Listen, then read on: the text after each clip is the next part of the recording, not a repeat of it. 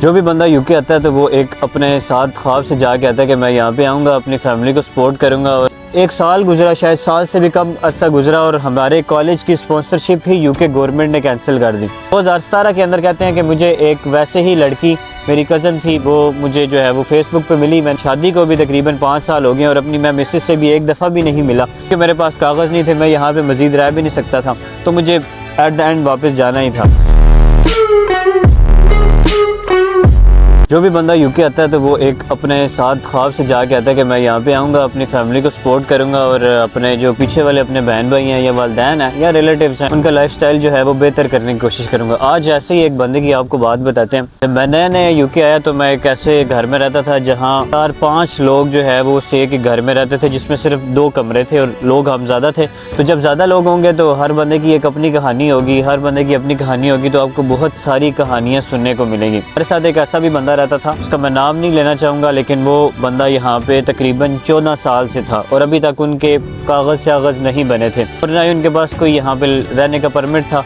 आजकल वो पाकिस्तान वापस चले गए हैं, इस वजह से उनकी मैं कहानी आपके साथ शेयर कर रहा हूँ। वो भाई तकरीबन 2012 के अंदर या 2010 के अंदर, जैसे 2019, 20, 21, 22, 23 के अंदर अब लोग जैसे आ रहे हैं, इसी तरह 2010, 11 के अंदर भी और 12 के अंदर भी लोग इसी तरह आए थे स्टूडेंट वीज़े के ऊपर यूके के अंदर। वो उस खेप में स्टूडेंट वीज़े के अंदर यूके में आए और आके उन्होंने काम शाम करना शुरू किया। अब उस टाइम पे ऐसे होता था कि बहुत सारे यहाँ पे कॉलेजेस ओपन होते थे, छोटे छोटे कॉलेजेस भी स्पॉन्सरशिप जो है वो दे सकते थे। वो कहते हैं कि जैसे ही मैं यूके आया तो मैंने देखा कि यार मेरे कॉलेज के अंदर सिर्फ 4-5 लड़के बैठे होते हैं और बाकी लड़के तो यार क्लासेस लेते ही नहीं है। आगे पीछे कोई सिक्योरिटी कर रहा है, कोई कुछ कर रहा है, जॉब कर रहे हैं, वहाँ पे कोई क्लास लेने नहीं आता। मुझे पढ़ने का कहते हैं बड़ा शौक था, लेकिन मैंने देखा कि यार स्टूडेंट्स तो जो है वो यूनिवर्सिटी आ ही नहीं रहे, कॉलेज आ ही नहीं रहे। कुछ एक साल गुजरा, शायद साल से भी कम अरसा गुजरा, और हमारे कॉलेज की स्पॉन्सरशिप ही यूके गवर्नमेंट ने कैंसिल कर दी, जिससे ये हुआ कि यूके गवर्नमेंट ने हमें जो है वो ईमेल कर दी कि आप जल्द अज जल्द यहाँ से निकलें या फिर आप किसी और कॉलेज में एडमिशन लें। मैं बड़ा परेशान हुआ, 4-5 हज़ार पाउंड लगा के आया था और कॉलेज की स्पॉन्सरशिप कैंसिल हो गई। मैंने सोचा अब क्या करूँ, वापस भी नहीं जा सकता, इतने पैसे वालिदैन के लगा के आया हूँ, तो मैंने दूसरे कॉलेज में एडमिशन ले लिया। 5 हज़ार पाउंड दोबारा दिए, जो पैसे जो है वो इतने लगा के आए, फिर और उधार लेके लोगों से लिए और दोबारा कॉलेज में एडमिशन ले ली। कुछ टाइम गुजरने के बाद वो कॉलेज का भी स्पॉन्सरशिप यूके गवर्नमेंट ने कैंसिल कर दिया। जैसे आजकल यूके के अंदर केयर होम्स खुल रहे हैं ना, इन आने वाले टाइम के अंदर ये केयर होम्स के भी स्पॉन्सरशिप कैंसिल होंगी, बाज़ औक़ात हो भी रही हैं और बाज़ औक़ात इन होम्स की जो है वो स्पॉन्सरशिप्स कैंसिल होती जाएंगी जिन्होंने बहुत ही किस्म का फ्रॉड लगाया हुआ।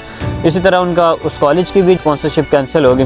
वो कहते हैं कि मेरे माइंड में इतना गुस्सा आया मुझे कि मैंने कहा ये क्या यार, मैं पैसे दे दे के थक गया हूँ। तो मैंने सोचा कि यार जो मर्ज़ी हो, अब मैंने यहाँ से नहीं जाना, मैंने अपने पैसे भी पूरे करने हैं और यहाँ पे ही रहना है। मेरे पास बहुत सारे लोग थे जो पुर्तगाल चले गए, कोई स्पेन चले गए, लेकिन मेरा यहाँ पे दिल लगा हुआ था, मुझे ये कंट्री अच्छा लगता था। तो मैंने कहा कि बस मैं अब छुप छुपा के यहाँ रहना शुरू कर दूँगा। मैंने रहना शुरू किया। 2010 से लेके 2016 तक मैं यहाँ पे छुप छुपा के ऐसे रहता रहा। टाइम गुजरा, मैंने जितने पैसे कमाए, महीने के तकरीबन 3000 तक पाउंड भी मैं कमाता था और अपना 500-600 खर्चा निकाल के बाकी सारे अपने वालिदैन को, अपने बहन भाइयों को भेज देता था कि आप पीछे कोई प्रॉपर्टी लें, कुछ इन्वेस्ट करें।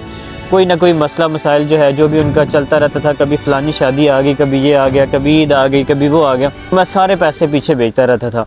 2016 के अंदर मुझे यहाँ पे ज़िंदगी के तकरीबन 6-7 साल गुजर चुके थे और मेरी उम्र भी तकरीबन 30 साल हो चुकी थी।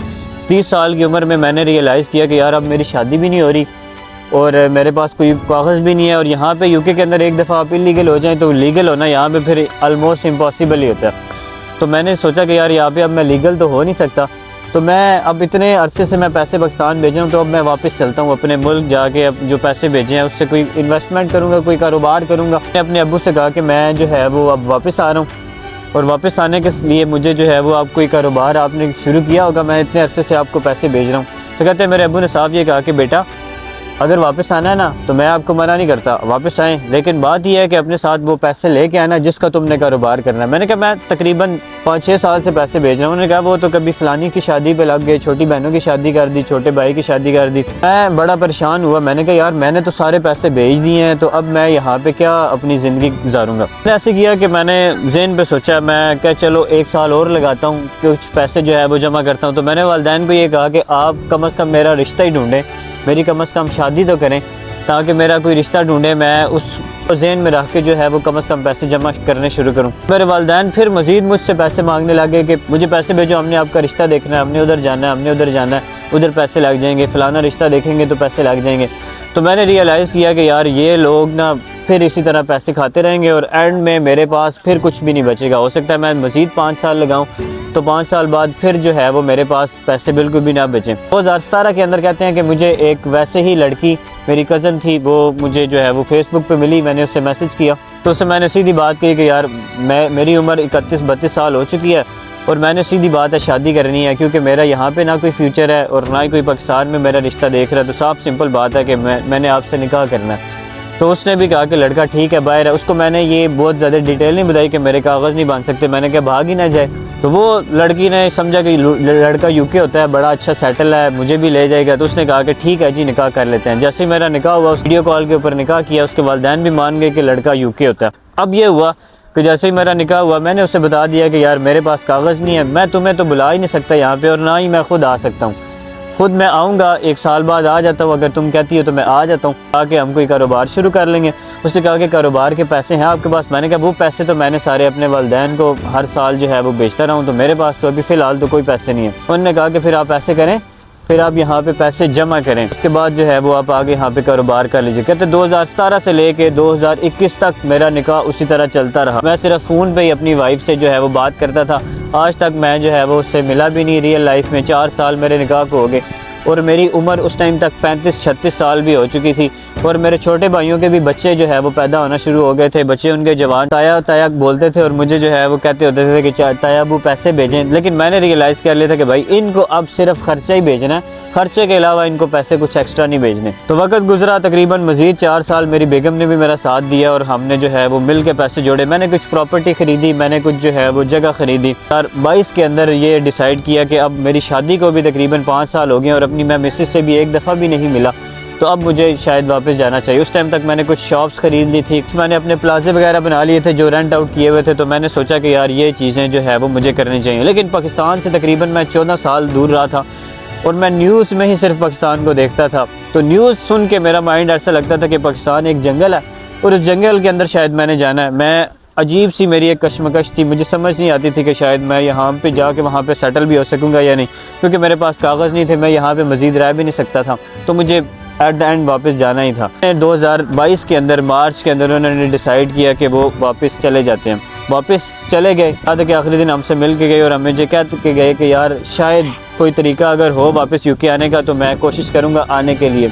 वापस चले गए, कुछ टाइम गुजरा, हम भी उनको भूल भुला गए। पिछले दिनों की बात है कि मुझे उनका मैसेज आया कि भाई कोई तरीका बताओ पाकिस्तान से निकलने का, क्योंकि अभी पाकिस्तान के इतने बुरे हालात हैं कि मैं 12-13 साल मैंने यूके में गुजारे हैं, तो मैं तो वो पाकिस्तान वाली चालाकियाँ ही भूल चुका हूँ जो पाकिस्तान के लोगों को चालाकियाँ आती हैं। मैं बड़ी मुश्किल से यहाँ पे ज़िंदगी गुजार रहा हूँ, गर्मी इतनी है, बाकी मसले मसाइल बहुत ज़्यादा हैं। वो सारे मसले मसाइल मुझे यूके के अंदर भूल चुके थे, लेकिन फिर भी एट द एंड उनसे मेरी बात हुई डिटेल में, तो उन्होंने कहा कि मैं फिर भी बहुत खुश हूँ यहाँ पे, अपनी मिसेस के साथ हूँ, अपनी ज़िंदगी अच्छी गुजार रहा हूँ, वालिदैन से भी मिलता हूँ और पैसे भी गुजारा कर रहा हूँ। मैं यहाँ पे भी मैंने ऊबर करीब शुरू कर दिया और अच्छी ज़िंदगी जो है वो गुजरी है। तो बात यह है कि यार अगर आप वालिदैन को पैसे भेजते हैं तो आप पैसे ज़रूर भेजें, अपने बहन भाइयों को पैसे भेजते हैं तो ज़रूर भेजें, लेकिन उतने भेजें जितने उनको ज़रूरत है, जितनी आप उनकी हेल्प कर सकते हैं। जो सेविंग्स आप कर सकते हैं ना यहाँ पे या किसी सेपरेट जगह पे, वो सेविंग्स यार ज़रूर करें, क्योंकि ये कंट्री ऐसा है, ये कभी भी आपको यहाँ से निकाल सकता है। ये कंट्री इस किस्म का है जो PR को आने वाले टाइम में मज़ीद मुश्किल से मुश्किल करता जा रहा है। तो अगर आपके लिए ये चीज़ें एट द एंड मुश्किल होती हैं और आप यहाँ से सारे पैसे पीछे जो है वो बेच के ज़ाया करके चले जाते हैं, तो फिर एट द एंड आपका हिसाब भी उसी भाई वाला होगा। आपको मज़ीद यहाँ पे इल्लीगल रहना पड़ेगा और इल्लीगल आप रहेंगे तो फिर आप इस कंट्री के अंदर कभी भी लीगल नहीं हो सकते। तो मुझे उम्मीद है कि ये मैसेज लोगों तक पहुँच गया होगा। आज की वीडियो में इतना ही, और मज़ीद इसी किस्म की वीडियोज़ बनाते रहेंगे। बहुत शुक्रिया, अल्लाह हाफ़िज़।